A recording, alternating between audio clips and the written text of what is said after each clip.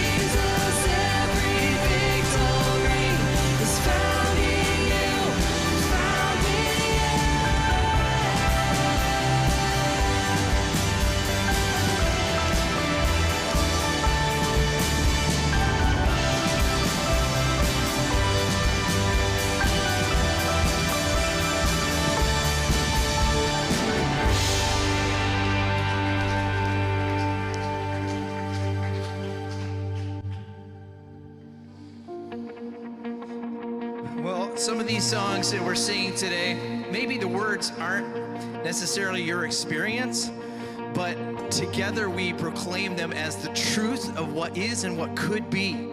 And hopefully God is inviting us today into this reality. I have this confidence because I've seen the faithfulness of God. Still inside the storm, the promise of the shore. I trust the power of your word. enough to seek your kingdom first.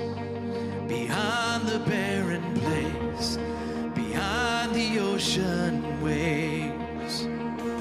When I walk through the waters, I won't be overcome. When I go through the rivers, I will not be drowned. My God will make a way, so I am not afraid.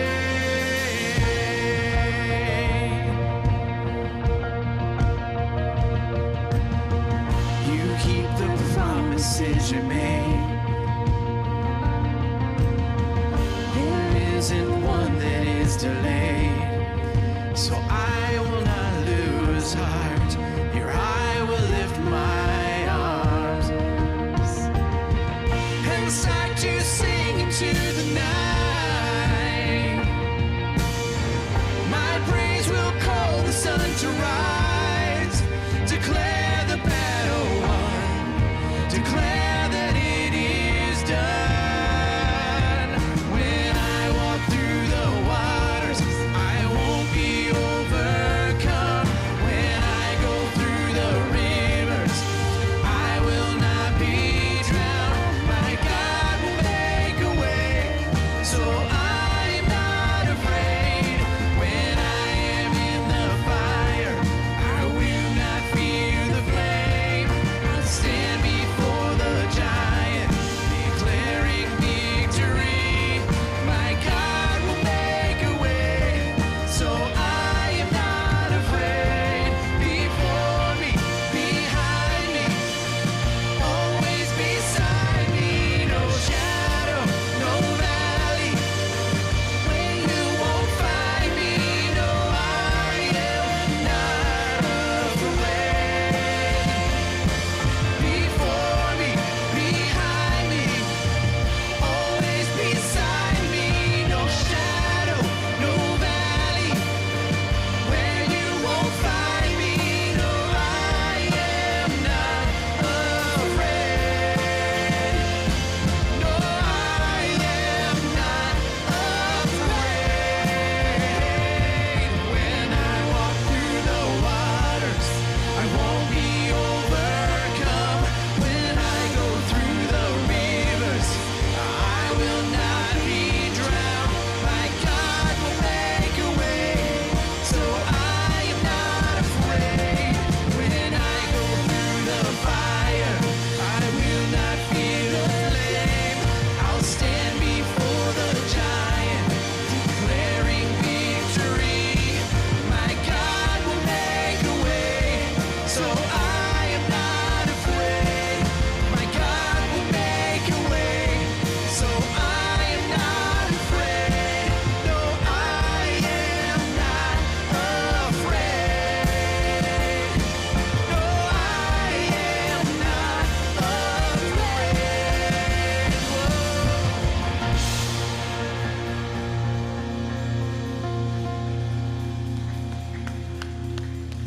Hear me as I pray, O Lord. Be merciful and answer me. My heart has heard you say, "Come and talk with me." And my heart responds, "Lord, I am coming." Do not turn your back on me. Do not reject your servant in anger.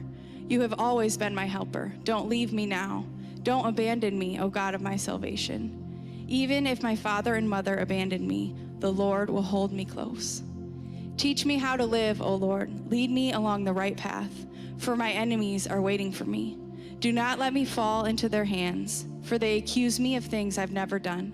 With every breath they threaten me with violence. Yet I am confident I will see the Lord's goodness while I am here in the land of the living. Wait patiently for the Lord. Be brave and courageous. Yes, wait patiently for the Lord.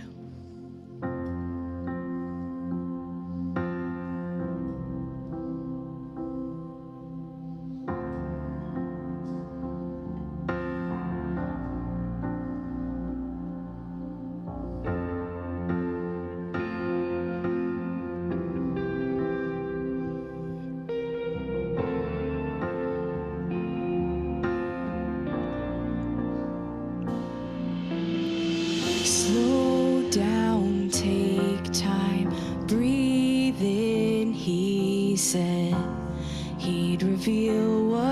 what's to come. The thoughts in his mind always higher than mine, and he'll reveal all to come. So take courage, my heart, stay steadfast, my soul. He's in the waiting, he's in the waiting. Hold on to your hope as your triumph unfolds. He's never failing, he's never failing. No.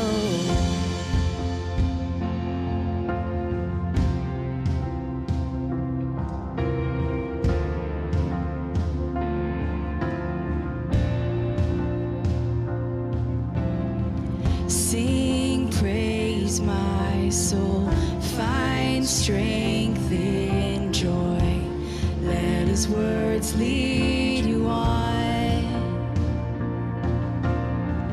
Do not forget his great faithfulness.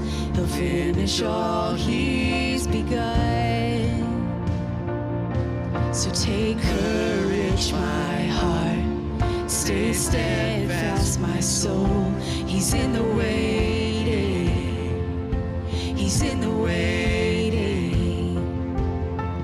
Hold on to your hope as your triumph unfolds. He's never failing, he's never failing. So take courage, my heart, stay steadfast, my soul. He's in the waiting, he's in the waiting. Hold on to your hope, watch your triumph unfold. He's never failing, he's never failing. And you who hold the stars, who call them each by name, will surely keep your promise to me that I will rise in your victory. And you who hold the stars, who call them each by name, will surely keep your promise to me that I will rise in your victory.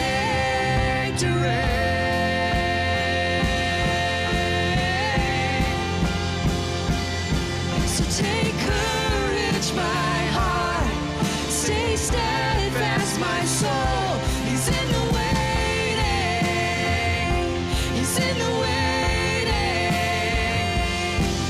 Hold on to your hope as your triumph unfolds. He's never failing, he's never failing.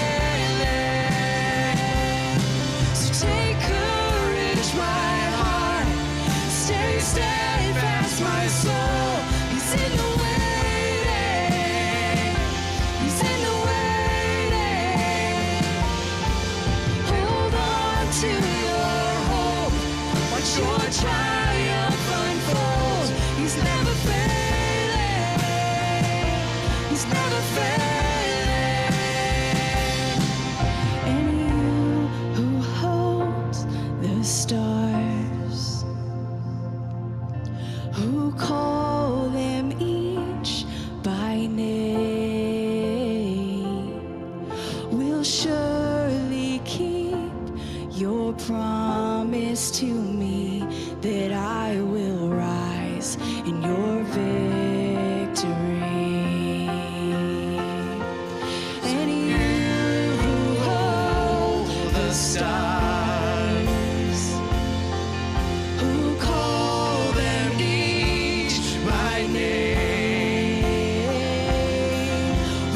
surely keep your promise to me, that I will rise in your victory.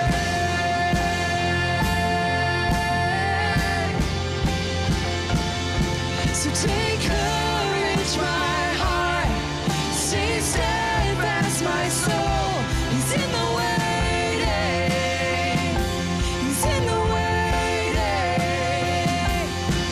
Hold on to your hope as your triumph unfolds. He's never failing, he's never failing.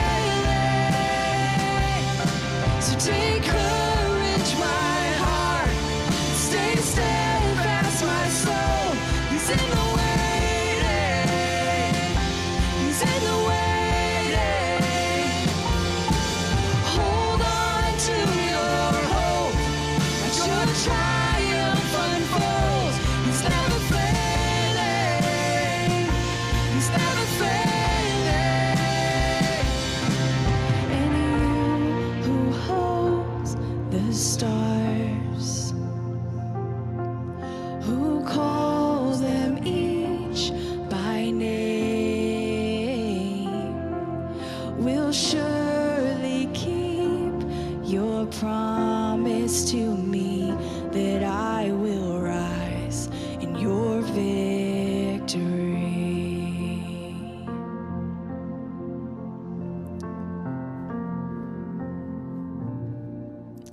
God, thank you for that imagery, that you are the God, the creator, the one who holds the stars, so vast, so powerful. And yet we're reminded that you are the one who entered into our mess. You came down and in Jesus entered into our mess, into our world, and Lord, revealed how personal, how loving, how passionate you are for us. And we see your love in this, that while we were still sinners, you, Jesus, died for us. That love, that pursuit from one who is so grand, so wonderful, so awesome, it's just fills us with wonder and awe. And so we thank you for being a God who is so strong and mighty, a tower to run into, a refuge, a strength that we can have courage, Lord, and yet at the same time you hold our hand and you are our good shepherd. And so God, thank you today. We give you praise in Jesus' name. Amen. Go ahead and have a seat. It's wonderful to see you both online and in person here today at the Hub. My name is Steve Durr. I'm one of the pastors, a part of our faith family. And you may have noticed that we've had some changes and adjustments to our mask policies as we've gotten communications from the CDC as well as the state of Michigan. And I just want to say how much we've really appreciated over the past year the grace, the flexibility, the patience, with all the different changes that have happened. It's just been remarkable in our faith family, and just wanted to say thank you. And let's continue to offer that grace and love and flexibility to one another as a faith family, as some of us remain masks and others of us take off masks, and also to make sure that we've got enough distance with one another to make sure we're all comfortable. So it's just that sense of we're family together. Let's make sure that we're giving each other enough space where we feel comfortable and putting the needs of each other first. So I really appreciate that.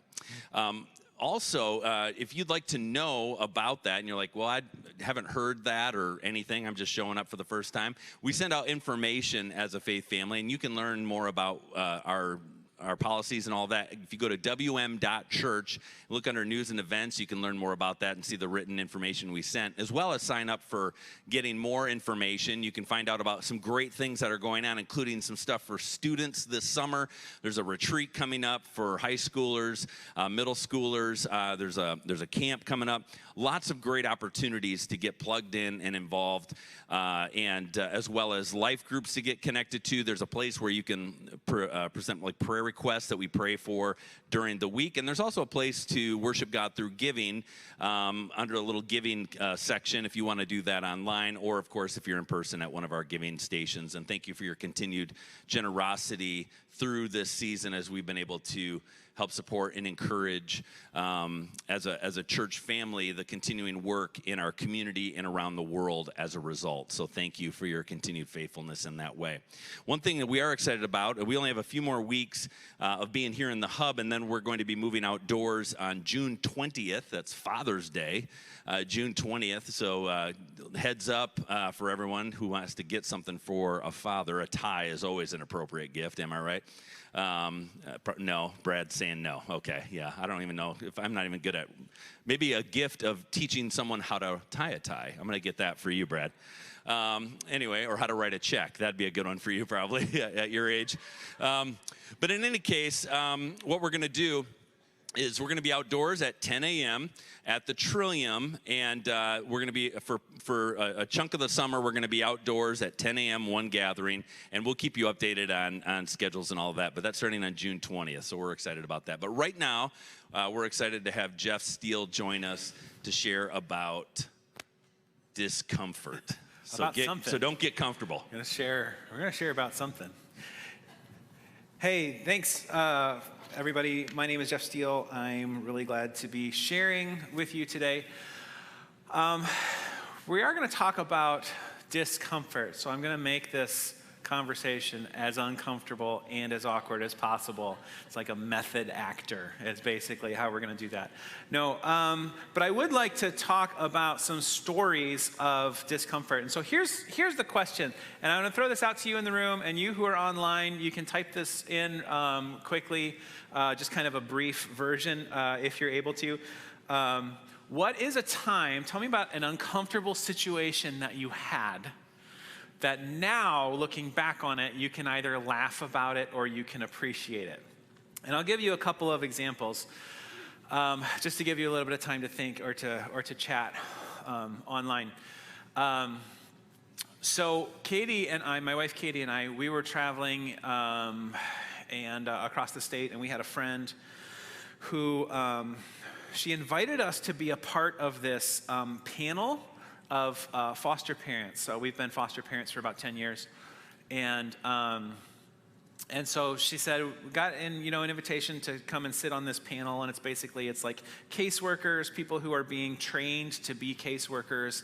And we get like some foster parent panel in for them to ask questions and talk to.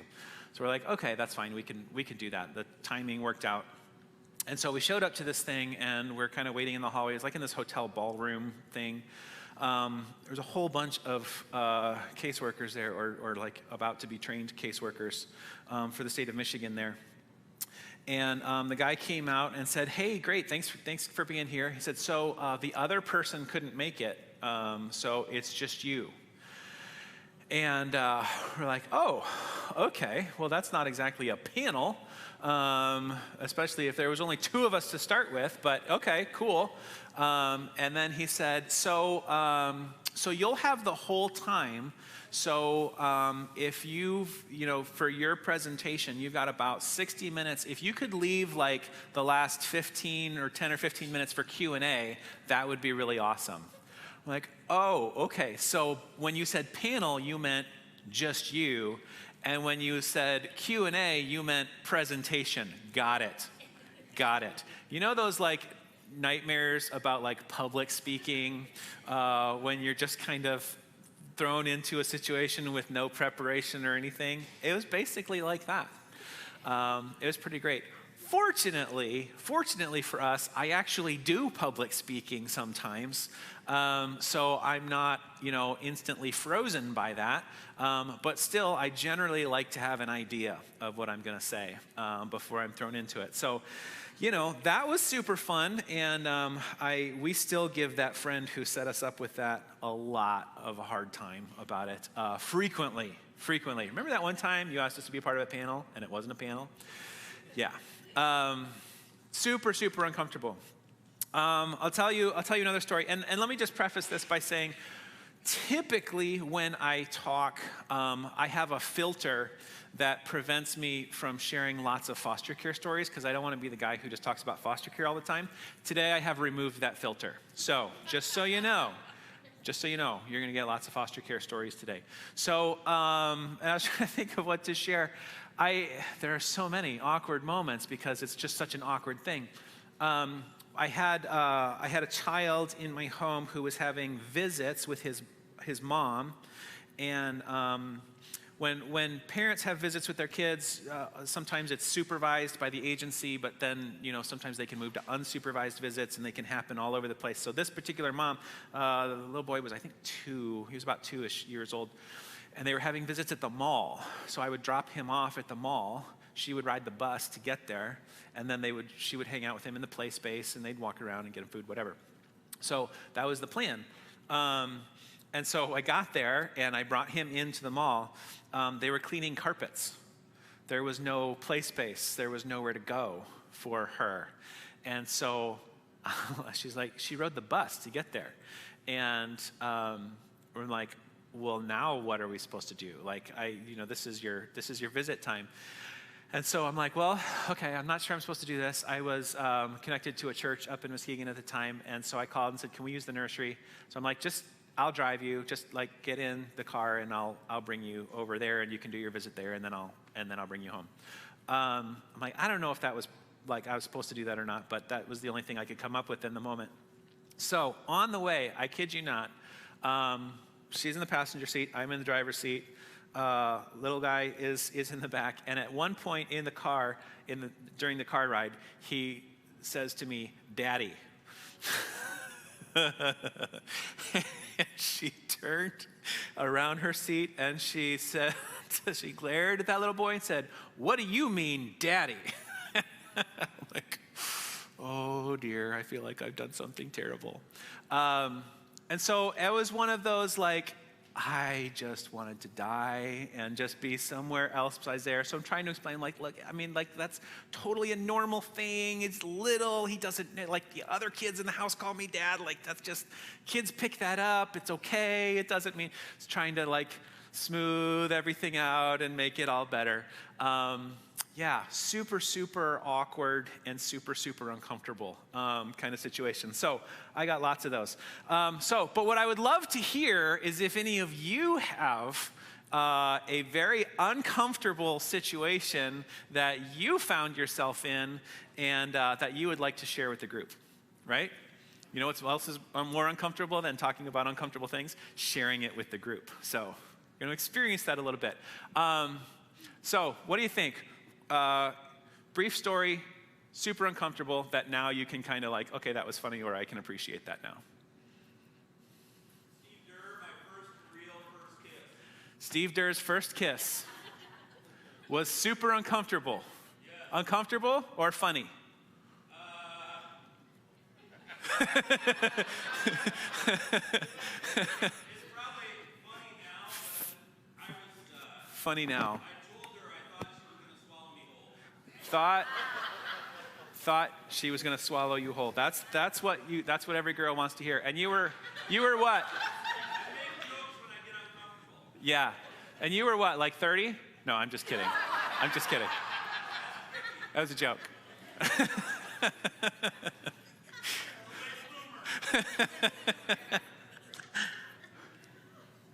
Any others? I was serving overseas in a different culture, and this culture had no physical boundaries. You had no personal space, but I have a lot of personal space. Yes. Very uncomfortable with but anyways, I was walking with this grown adult man, and my wife and some of her friends were behind us, and all of a sudden he grabs my hand and just starts walking with me. And it wasn't just like grabbing my hand, like our fingers were interlocked. Yes. Did a little knuckle lock too. So I was like, okay, this is just a small thing. It lasted like a half hour. We were just Yes.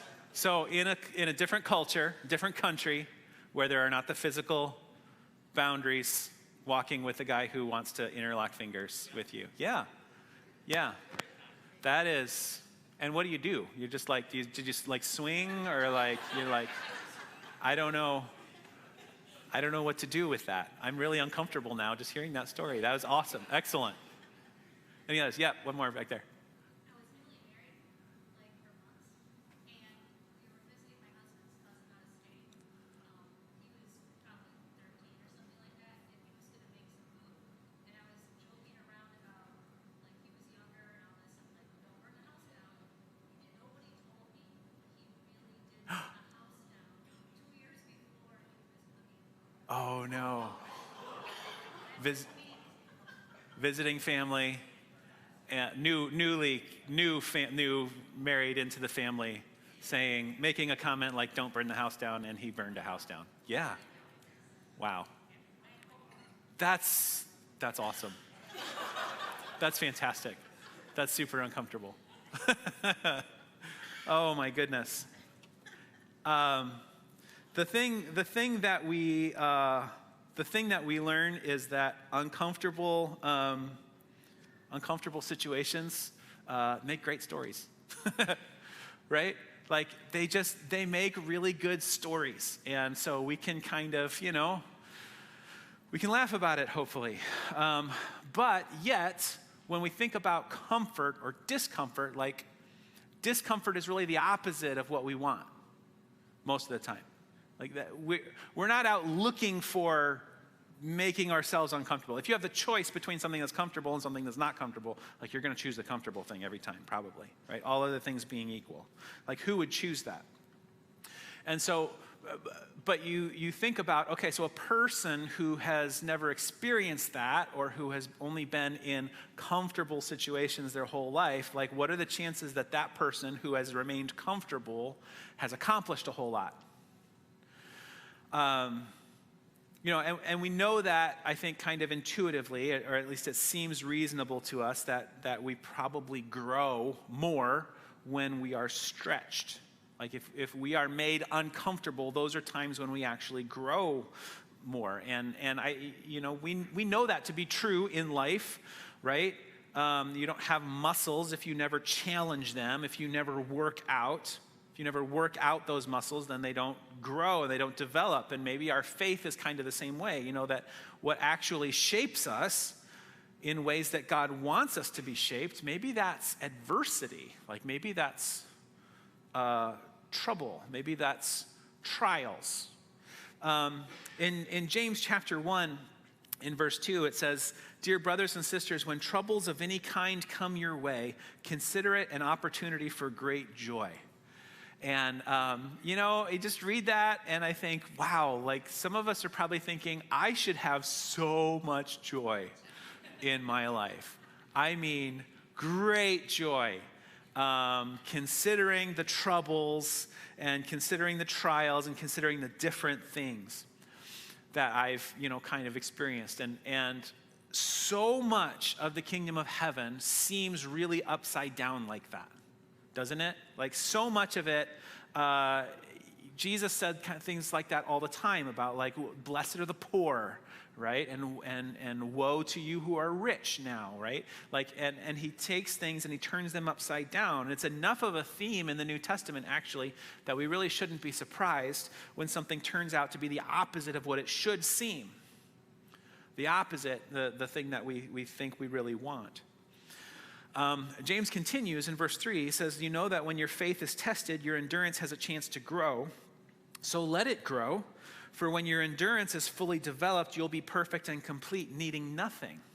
So according to James, there's kind of a progression to this, right? Troubles are chances to test your faith. That develops endurance. Endurance is a key to being a mature and a developed person. So without endurance, you're not going to get where you want to go. You're just not going to get there unless you have endurance. And without troubles, you can't develop endurance. And we know that to be true. I think about that as a parent, honestly.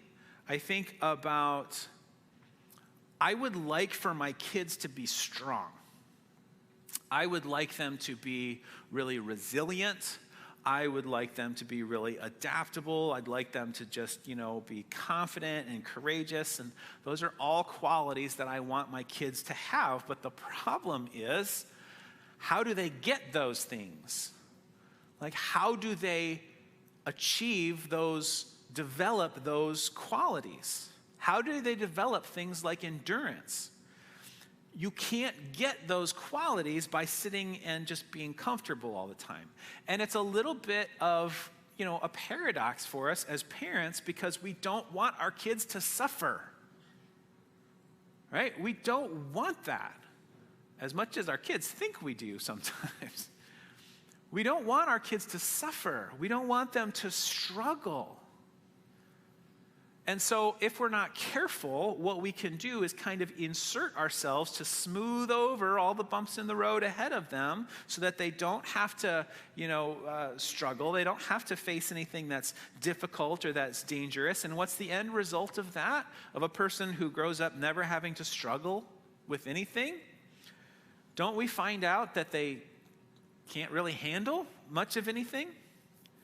And I just think, man, how unfair is the world that in order to develop into a confident and strong person, you have to go through trouble and trials. That's the only way to do it. I mean, there's just not another way to get there that I know of.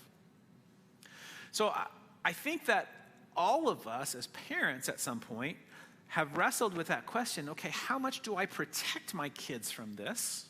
And how much do I let them try to struggle through it?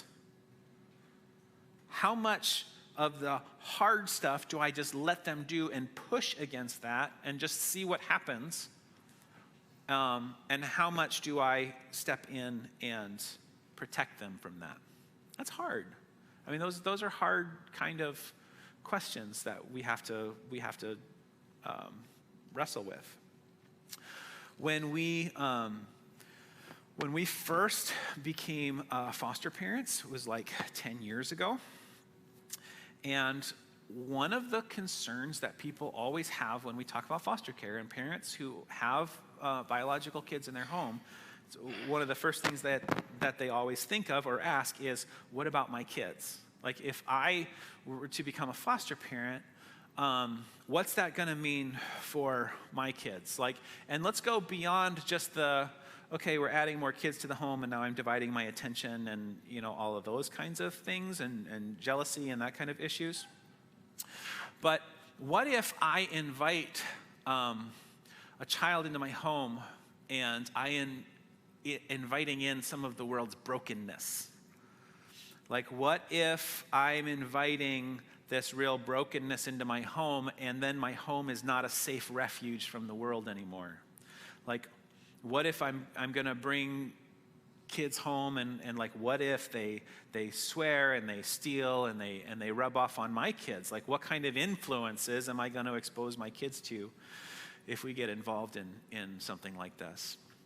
And those are really fair questions. I think we tend to look at, the discomfort side and say, well, what about that? And we need to consider the positive side too. Of the kind of things that our kids are learning and kind of experiencing. And I think about, 10 years ago, we had two biological kids. They were 7 and 2. And we just didn't know how much we were going to mess them up by raising them the way that we're raising them. So like my kids, what I'm watching is my kids having a different perspective on the world and growing up differently than I did, because they're growing up in a different environment than I did. And so things like, and I've probably told this story before, but my daughter, who was 2, and after we'd been doing foster care for a little bit, I just remember she was little, and she had her baby dolls, and she lined them up on the couch, and she had little blankets, and she was tucking them all in. And that's all very normal, right? Little girl playing with her baby dolls. Until we found out that she was getting all of her baby dolls ready for visits from their caseworkers. And I just remember thinking, 1, I thought that's adorable. And 2, I thought that is really messed up. Like, we have just really messed up our daughter. Because she thinks all babies have caseworkers. Because of course they do. Every baby who's ever been to our house has a caseworker. They come, they check in on them, they ask questions, and they come every month. That was normal. That was just a normal thing for her. Now my other, we have 3 biological kids now, because after adopting a bunch of kids, then we got pregnant with number 3. That's funny. So, my youngest biological daughter now, she's growing up in this world. I mean, there are other kids who are adopted who have been in our home longer than she has, and so this is all very normal for her. She's actually very upset that she doesn't have a caseworker, because that's not fair. Like, all the other kids have caseworkers, and why doesn't she have a caseworker? So sometimes we have to be to a caseworker when they come in. We're like, hey, can you ask Lily a few questions, because she's really feeling left out because she's not a caseworker. When Katie was pregnant, and my older daughter was, she was 6, I think, and I just remember she found out that we were going to have another baby, and her first question was, can we adopt the baby? And again, I think, oh, that's adorable, and to, ooh, like, how much loss and how many kids have come through our home and not stayed, and they've gone, and now, like, she feels there's some uncertainty in that. Like, is that baby gonna stay? Well, that's how the world is for a lot of kids. There are lots of kids who are growing up in homes and in worlds where they don't know if they're gonna be staying or not staying. Or they think that it's all up to them and their behavior, and that they just can't quite cut it, and that's why they keep moving. Like, there are kids who are growing up like that, in that kind of discomfort and that kind of just loss, and so, like, in our home, we're experiencing a little piece of that, and it's hard. And I think, how much loss have my kids experienced? All of my kids, biological kids, adopted kids. How much loss have they experienced in their life? And every one of my kids has gotten to a point at some point over the years where they're like, can we not do this anymore? This is just hard. And I think that makes perfect sense, because for me, my wife and I, we signed up for it, and we knew kids are going to come and they might leave, and that's going to be really hard. But my kids didn't sign up for that, and so they're experiencing that because that's a decision that we made. And at some point over the years, each one of them has said, can we be done? Because this is just hard. And I think, that struggle has value. There is value in the hurt, and there is value in the struggle, even if you never reach the destination. Because the truth is, a lot of times, you'd like to think that in foster care, you take a child and you fix it. Not necessarily that, but you fix the situation. You whatever's broken, you put it back together. You tie a little bow on it, and you're all good to go. And the truth is, a lot of times you can't fix it. And sometimes it's hard to see, like, okay, what did we accomplish here? But even so, even if you never fix it, even if you've never reached that destination, there's value in the journey. The struggle makes you stronger, even if you never actually conquer it. And so choosing to embrace that hard and that struggle and that discomfort is what makes us stronger. Romans chapter 5 says something very similar to James chapter 1. It says, we can rejoice too when we run into problems and trials, for we know they help us develop endurance, and endurance develops strength of character, and character strengthens our confident hope of salvation. And this hope will not lead to disappointment, for we know how dearly God loves us, because he's given us the Holy Spirit to fill our hearts with his love. And I just feel like the world really needs hope right now, doesn't it? Like, when I look around at people in general, I see a lot of people who need hope. And what this text is telling us is that if we want to make our hope stronger, there's a progression to it. Our confident hope of salvation comes from the strength of our character, and the strength of our character comes from endurance, and endurance, of course, comes from the trouble and the problems that we have in this life. You know, and I would like to have more endurance in my life. I would like to have more hope. I would like to have more strength of character, right? Like, I want all of those things. I want to be known for those things.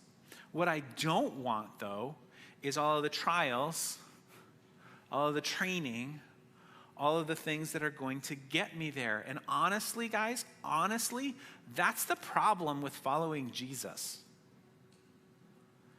That's the hard thing about following Jesus.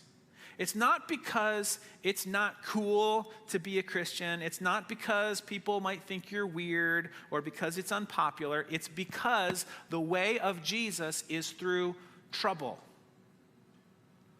Following Jesus means going through trial. It means going through hardship sometimes. And sometimes you'll hear somebody say, you know, Jesus will take care of all your problems if you just give them to him. And listen, that is true on some level, because it means we don't have to carry our burdens alone, and because, honestly, because sometimes we are carrying burdens that were never meant for us to carry. We carry around all kinds of like shame and guilt and those kinds of things. Those are not our burdens to carry. We should not be carrying those. So laying those kind of things at Jesus' feet means unburdening ourselves of those things. But we also have to remember what Jesus said, like in Matthew 10, where he said, if you refuse to take up your cross and follow me, you're not worthy of being mine. If you cling to your life, you will lose it. But if you give up your life for me, you will find it. Jesus turning things upside down again. And I'll be honest, that's really hard. That's just hard. The end result is purpose and victory and breakthrough and all those things that we want more of in our life. But the path to get there, man, sometimes it's just hard. And we shouldn't be surprised by that. I mean, Jesus modeled that for us, right? He was the example of a life that was lived not for his own benefit. He could have lived in luxury and comfort if he wanted to. I mean, he deserved it more than anybody else. And I just think about that, I just have this mental image of Jesus, going around in the countryside, teaching, healing people. And at the time that Jesus is on the earth doing those things, there are kings in palaces. There are emperors living with all the creature comforts that their time could afford them. And meanwhile, Jesus is in fields and on mountains and teaching along shorelines. He didn't come to live for his own comfort. He came for a mission. And I just wonder if that path to where we want to go is going to take us through some uncomfortable places. I don't think that anybody ever took the easy route and the comfortable route and ended up exactly where they wanted to be. Like, we know that. We already know that. And yet, we tend towards the comfortable. When we're deciding between two options, how many times do we factor in whichever one is going to be more comfortable to us? It's not necessarily even a conscious thing. I think we slide towards this comfort. It's the path of least resistance. We slide towards it, and in doing so, we might slide away from who we actually want to be. And here's the other thing that I just want to recognize today is that that's not just for individuals. It certainly is true for all of us as individuals, but it applies to a church as well. Because churches do the exact same thing. As a church community, we might think more about what's going to make us the most comfortable, and we might think less about how to take up our cross and meet a hurting world where it needs us the most. If you've been around churches for a long time, you might have experienced a lot of different kinds of churches, and you might be able to think of an example of to say, man, this church experience, that's really what we were doing. We just we didn't mean to, we didn't intend to, but we just kind of started making decisions about what would make us the most comfortable. And what we ended up building was this just nice, comfortable little thing where everybody's kind and everybody's polite and nobody really challenges anything. And maybe you've even not been able to put your finger on it before, but just to say, there was something that was off, and that's what it is. We just made this nice, comfortable thing. Churches can choose comfort over mission just as much as an individual can, and it's easy to just slip into it. And some of it comes to our understanding of what a church is and what a church is supposed to be. Like, is the church a collection of saints who gathers to shelter ourselves against this dark and dangerous world, and we meet, for encouragement and safety? Is that what we're doing? Or is the church more of an outpost? Is it a lamp post in the dark world, bringing light to a dark place, where we gather to encourage one another, not for safety, but for boldness, for courage? Do we encourage each other to be courageous, or do we encourage each other to stay safe? What kind of church do we want to be? And one of the questions that I hear asked a lot of times, just in trying to sort out, like, okay, how would we answer this question, is if your church disappeared, would your community notice? Would the community around you notice if your church just suddenly didn't exist anymore? And I would be willing to bet that if the church's primary goal is to make itself comfortable, the answer to that question is probably no. But if we want to build something that's significant and we want to build something that makes a difference, what I'm suggesting is that we need to move towards the mess. If you want to have a life that has an impact, you can start by moving towards the mess, because that's where Jesus always seemed to end up in the scripture. Jesus always seemed to end up in messy places and with messy people. And other people would give him a hard time about it. Like, what are you doing? And what did Jesus say? It's not the healthy who need a doctor, it's the sick. And I think, if I could be a doctor to just healthy people, that seems like a good gig. Like, the hours are probably pretty good and regular. You don't have to deal with sick people all the time. Like, that would be a great job. But it's not the healthy that need the doctor, it's the sick. And so that means that in order to make an impact there, you have to get a little bit messy. That's how Jesus spent most of his time. And I really want that for our church too. I really want that. Not that we're going to do it perfectly. Nobody does. And, there's been lots of challenges and discomfort over this last year, right? Lots of it. And as we were praying this morning, Steve Thompson made a comment while we were praying this morning and said, I'm just hoping that, or just praying for us, that as we start to feel like maybe the world is getting back to normal, whatever that means, that we don't just slide back into our old comfortable routines. Maybe that's not where we should go.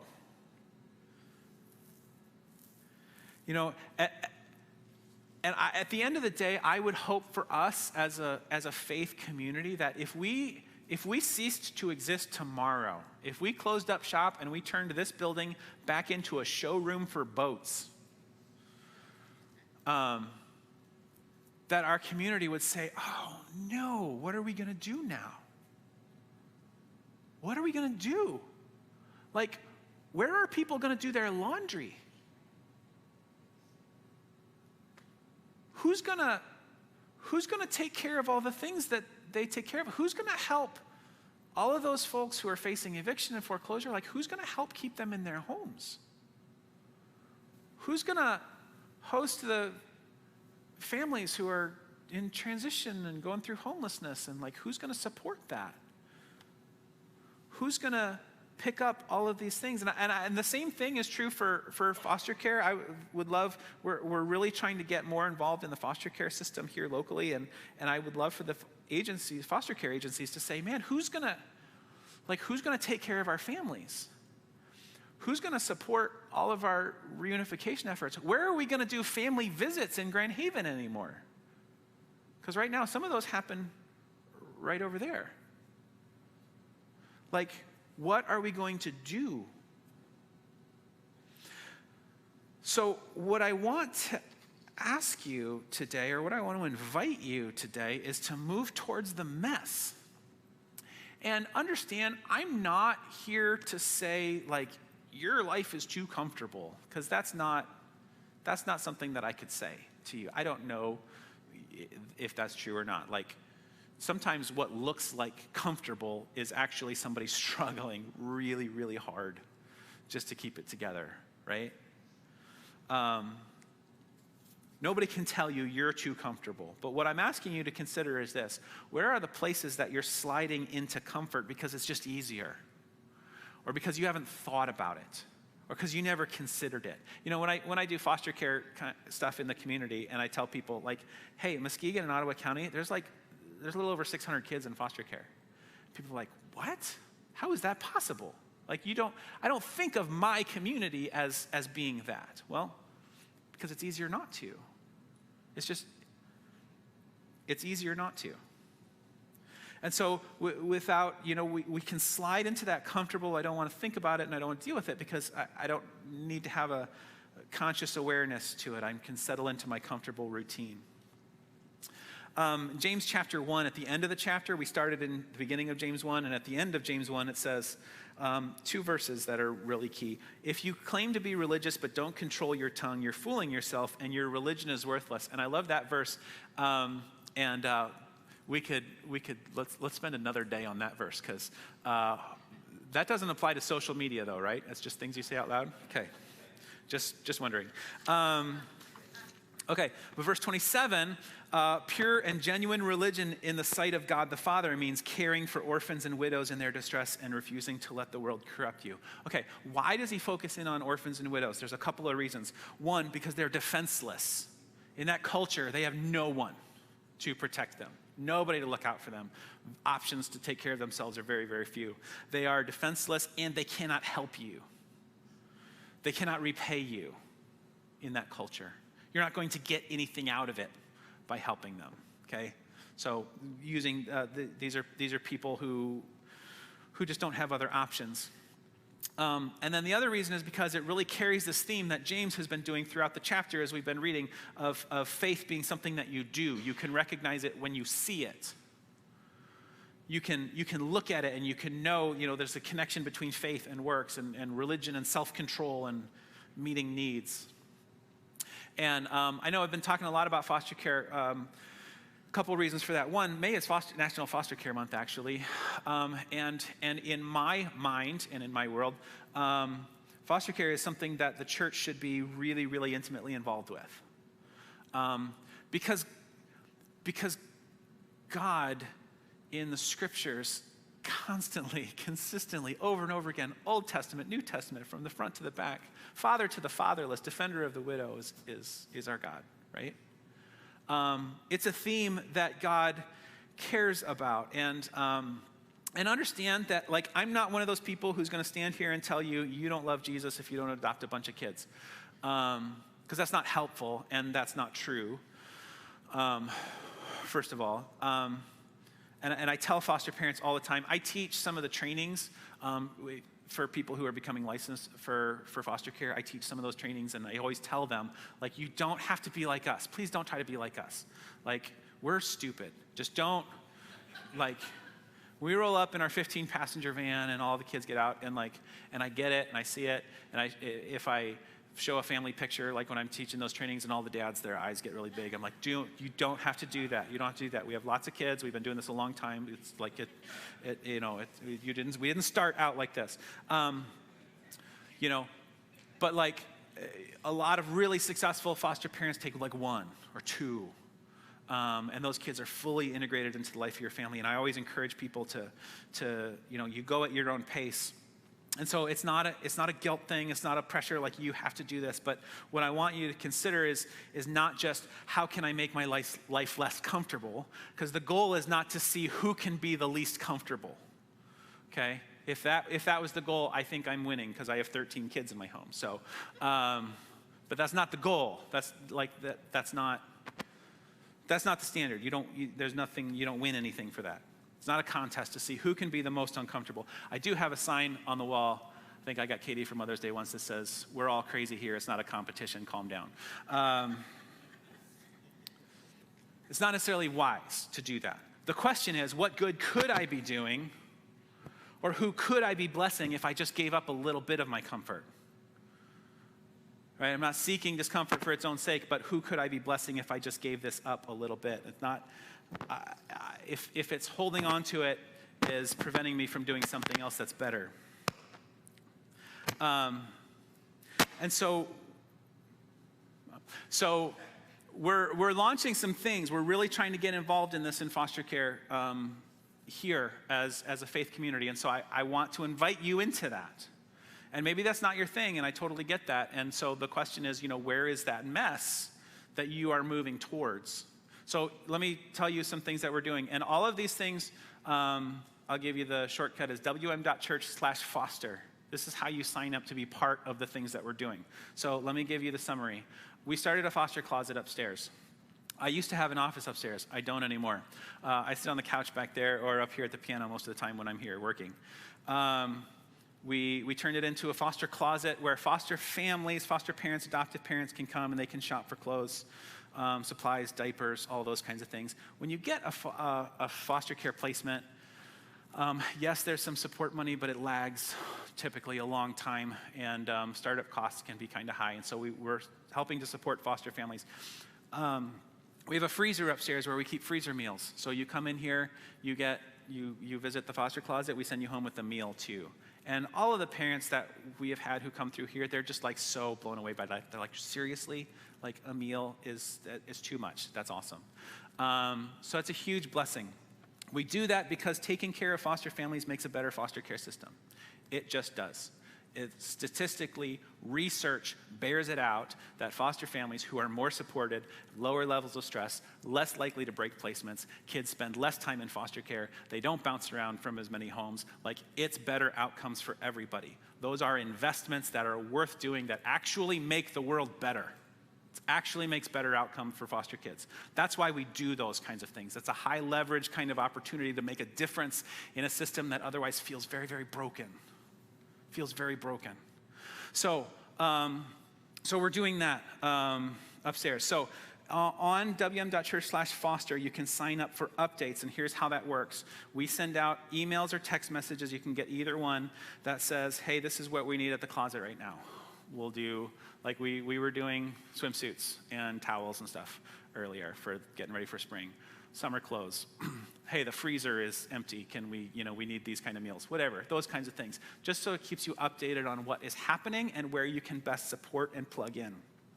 We are doing encouragement for foster families. So it's kind of like a pilot kind of thing that we're trying out, where we're signing up individuals or families who will want to support and encourage to a foster family to just send a card, send a text message, drop off a treat on the doorstep, whatever. Hey, we're thinking about you, praying for you. Thanks for doing what you do. Man, that makes a huge difference just to know there's somebody in your corner, somebody thinking about you. That's something that you can sign up for more information about. We're launching a new thing where we're doing mentorship for teens in foster care who are aging out. So kids who are maybe in bad foster care situations, or they just don't have a trusted adult. So you turn 18, who do you call when your car breaks down, or when you're trying to open a checking account, or you're trying to get an apartment and you have no rental history or credit? Like, who helps you navigate those things? So folks, this is a new program that we're doing where we're matching mentors up with independent living teens to have somebody to call, somebody to talk to say, hey, thinking about you, praying for you. Something brand new that we're putting on there. I was just in a meeting a couple of weeks ago with the head of Children's Protective Services. We're talking again later this week. I don't even know what this looks like yet, but I just feel really strongly that if we're pouring out all of this support and all of this love into the foster care system, we should connect that with birth families too, and either keep kids out of foster care or support the ones who have been reunited and they're returning home. Like, why can't we help that too? Again, I don't know what that looks like. That's a work in progress, but if that sounds like something that you're really interested in, you can sign up for that, and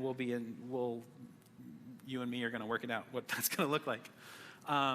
And then I have a checkbox that says, I'm interested in being a foster parent.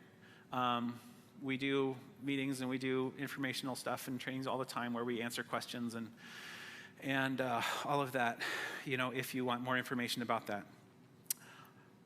This is a way to explore the mess. We have been connected to people we never would have been connected to. People who live and see the world very, very, very differently than we do.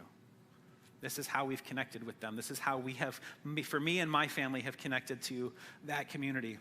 Foster care is a mess. I promise you, it's a mess. And it's a great place to start. And maybe it's not that for you. That's not for everybody, but the invitation is to find your discomfort, to find your mess. Where has God been calling you or nudging you or persistently asking you to follow, and what is the comfort that you don't want to give up in order to say yes?